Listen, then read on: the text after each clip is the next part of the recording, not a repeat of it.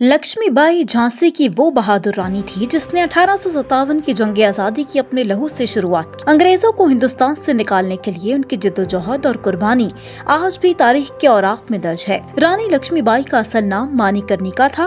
वो 19 नवंबर 1828 को बनारस के करीब काशी में एक हिंदू ब्राह्मण के घर पैदा हुई। दरियाई गंगा के किनारे आबाद काशी हिंदू मजहब में सबसे ज्यादा मुकद्दस शहर माना जाता है। दिलचस्प बात यह है कि ये शहर भारतीय वजीर आजम नरेंद्र मोदी का हल्का इंतखाब भी था। लक्ष्मीबाई का वालिद भटोर रियासत के राजा के लिए काम किया करता था।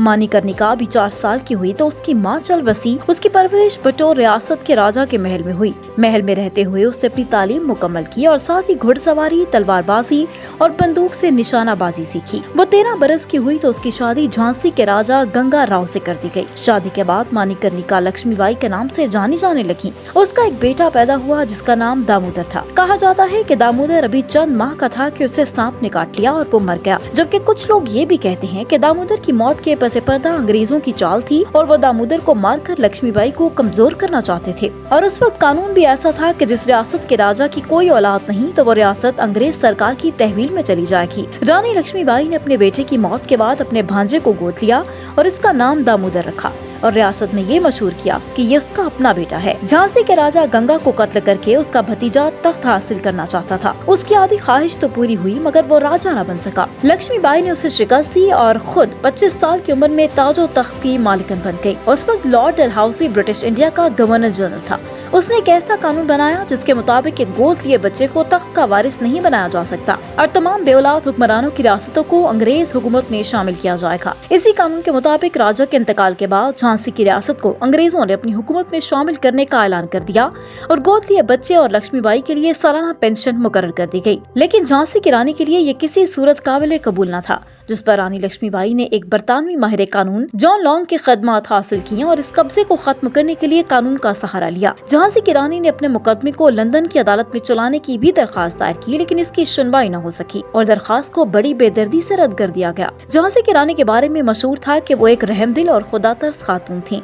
उसकी रियासत में तमाम मज़ाहिब के मानने वाले लोग आजादी से जिंदगी बसर करते थे। भाईचारे की फजा कायम थी और रियासत के लोग खुशहाल थे। झांसी की रानी मुसलमान और हिंदुओं को बराबर रखती और यकसा हुकूक दे दी थी। यही वजह थी कि मुसलमानों के दिलों में भी रानी ने एक मुकाम पैदा किया था।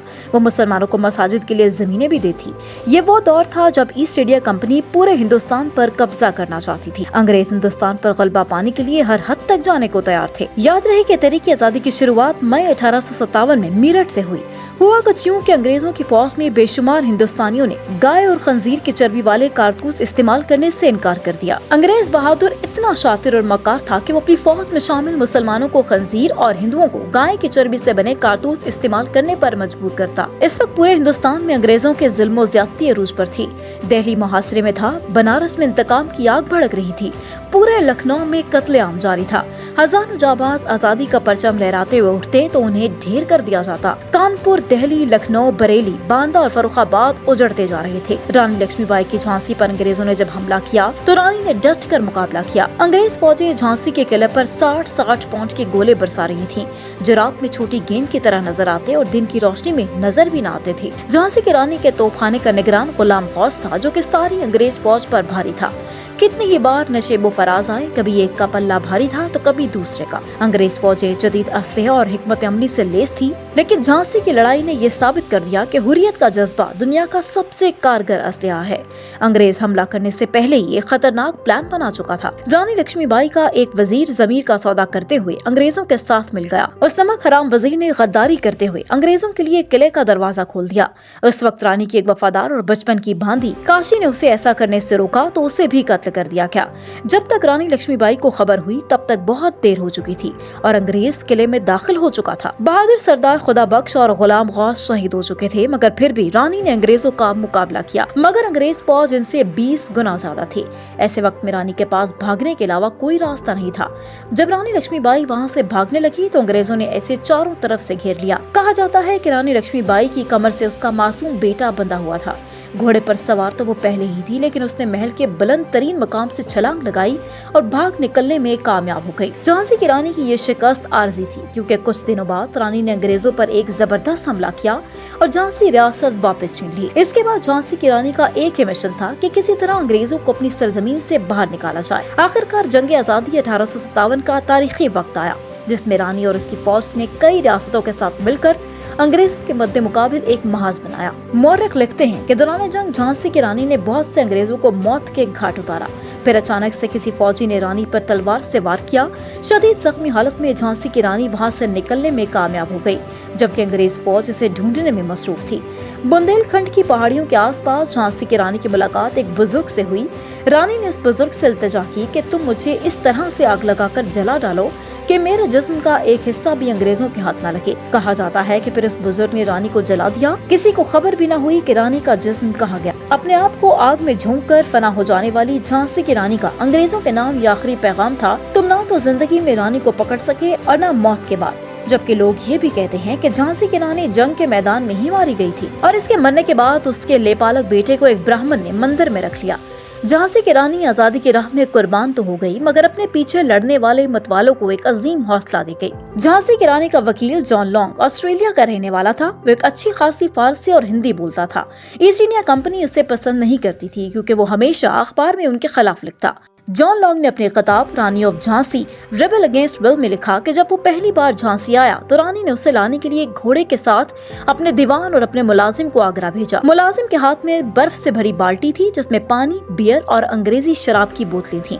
झांसी पहुंचने पर लॉन्ग को 50 घुड़सवार उसे एक पालकी में बिठाकर रानी महल लाए। रानी लक्ष्मीबाई शामियाने में पर्दे के पीछे बैठी थी। उस लम्हे रानी के गोद लिए बेटे दामोदर ने पर्दा हटाया और मेरी नजर रानी पर पड़ी। रानी दरमियाना कद की मजबूत खातून थी। जवानी में वो बहुत खूबसूरत रही होंगी, लेकिन उस वक्त भी उनके चेहरे की रौनक कम नहीं थी। मुझे एक चीज पसंद नहीं आई, उनका चेहरा बहुत ज्यादा गोल था। अलबत्ता उनकी आंखें बहुत खूबसूरत थी और नाक भी ज्यादा नाजुक थी। उनका रंग बहुत गोरा नहीं था। उन्होंने कानों में सोने की बालियों के अलावा कोई और जेवर नहीं पहना था। वो सफेद मलमल की साड़ी में मलबूस थी। उनकी शख्सियत को जो चीज खराब कर रही थी वो उनकी आवाज थी। एक अंग्रेज अफसर कैप्टन रोडर ने रानी लक्ष्मीबाई को जंग के मैदान में लड़ते हुए देखा था।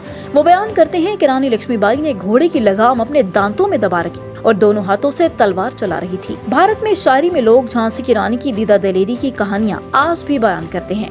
कहा जाता है कि वो मर्दों का आसा लिबास जेबतन की अपने बेटे को पीठ पर बांधे दुश्मन से लड़ती रही और शदीद जख्मी होकर एक माँ धरती माँ से जा मिली।